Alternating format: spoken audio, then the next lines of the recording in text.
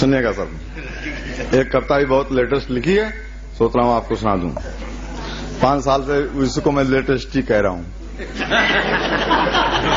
5 साल पहले लिखी थी मगर अभी भी लेटेस्ट है, क्योंकि कल भी हम पकड़े गए थे चौराहे पे, तो इसीलिए वो चलिए सुनाता था। जोरदार ताली बजा दीजिए, कविता आ रही है आपके सामने।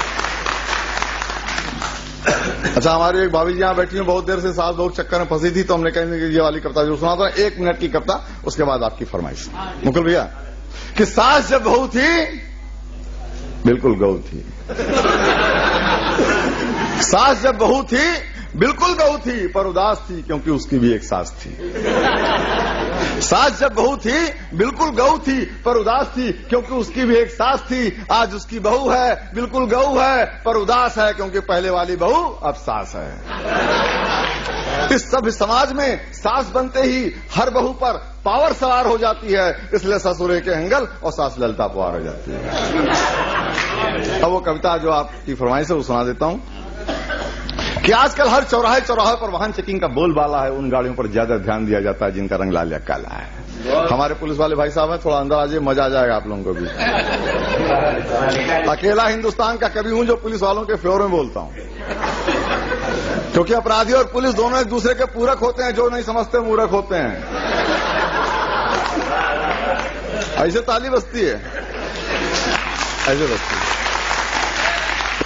अपराधी और पुलिस दोनों एक दूसरे के पूरक होते हैं, जो नहीं समझते मूर्ख होते हैं। इन दोनों के मध्य में जब कोई करार हो जाता है, तब अपराधी पुलिस थाना चौकी कचहरी कहीं से भी फरार हो जाता है।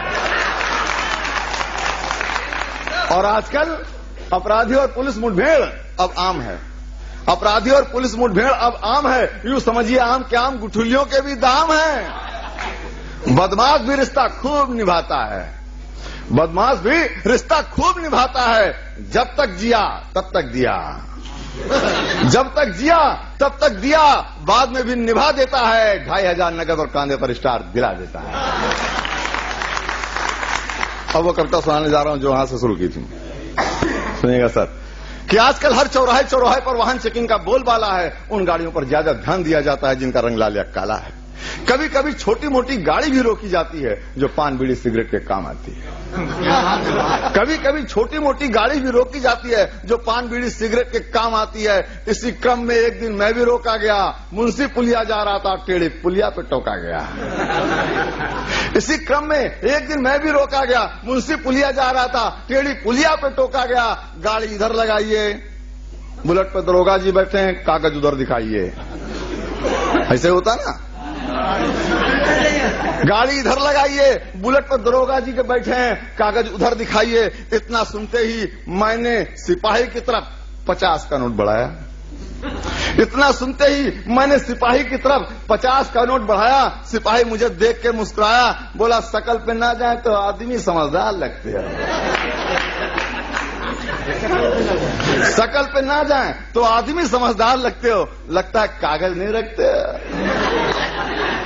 मैंने कहा रखता तो हूं, मैंने कहा रखता तो हूं, पर दिखाने का फायदा नजर नहीं आ रहा है। मैं तुझे जानता हूं, तू ही नहीं पहचान पा रहा है। उस दिन कागज दिखाया था, एक दिन पहले ही रोड टैक्स इंश्योरेंस का पूरा पैसा चुकाया था, लेकिन तूने मुझे प्रदूषण वाले कागज में फंसाकर मुझसे 100 का नोट हथियाया था। उस दिन कागज दिखाया था, एक दिन पहले ही रोड टैक्स इंश्योरेंस का पूरा पैसा चुकाया था, लेकिन तूने मुझे प्रदूषण वाले कागज में फंसाकर मुझसे 100 का नोट हथियाया था। सच कहता हूं बहुत खला था, हाथ तो टेढ़ी पुलिया पर फंसा हूं, उस दिन तो कपूरथला था। हाथ तो टेढ़ी पुलिया पर फंसा हूं, उस दिन तो कपूरथला था, जहां पर भ्रष्टाचार और भयमुक्त समाज का बोर्ड टंगा था। जहां पर भ्रष्टाचार और भयमुक्त समाज का बोर्ड टंगा था, आजादी के 50 साल का सहारा वाला चक्का घूम रहा था, और मेरी मेहनत की कमाई का 100 का नोट तू चूम रहा था। ताली में मजा नहीं आया।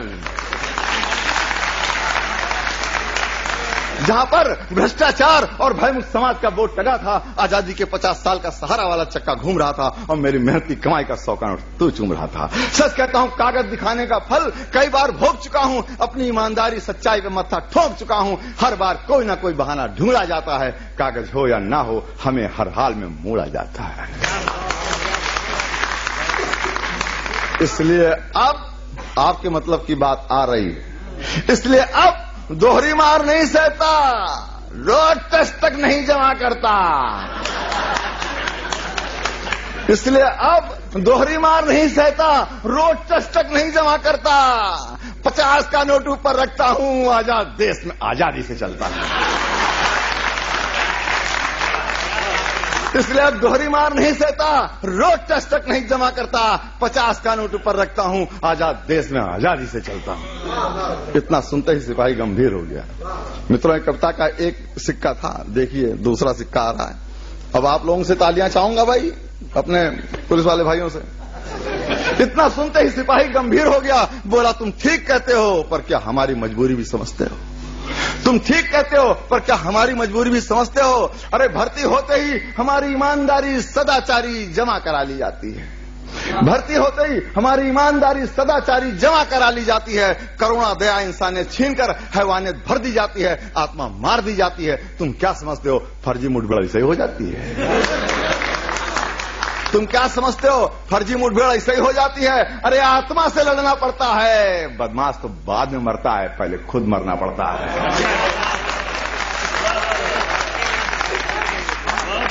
आत्मा से लड़ना पड़ता है, बदमाश तो बाद में मरता है, पहले खुद मरना पड़ता है। और फिर उंगली टेढ़ी कर चौराहे चौराहे पर घी निकालने के लिए छोड़ दिया जाता है। फर्ज की वर्दी पहनाकर भ्रष्टाचार के बाजार में झोंक दिया जाता है, जहां पर हर चीज बिकती है। मित्र, नौकरी के बदले गरीब के गुर्दे का सौदा करने वाले सब समाज में सिपाही की नौकरी मुफ्त नहीं मिलती है। थाने चौकी तक खरीदे और बेचे जाते हैं, थाने चौकी तक खरीदे और बेचे जाते हैं। जो नहीं खरीद पाते वो दूर दराज के गांव में फेंके जाते हैं। अब आप ही बताइए, 350 रुपए महीने के वाहन भत्ते पर भला कौन दरोगा कितना गश्त लगा पाएगा? ये तो कोई भी उल्लू का पट्टा समझ जाएगा। हमारे मुकुल भाई ने कहा, तुमने जो उल्लू का पट्टा कहा है ना, ये थोड़ा साहित्यिक नहीं है। हमने कहा जो पुलिस वाले ने मुझसे कहा था वो तो मैं कह ही नहीं पा रहा हूं, मैंने तो बहुत संभाल के कहा है, इससे ज्यादा मैं संभाल नहीं पा रहा हूं।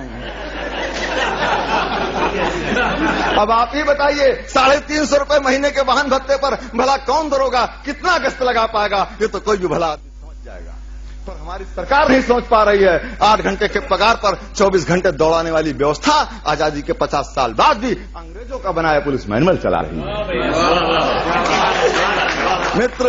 मित्र, जिस दिन व्यवस्था बदल जाएगी, हमारी हालत सुधर जाएगी, तब हम भी बदल जाएंगे।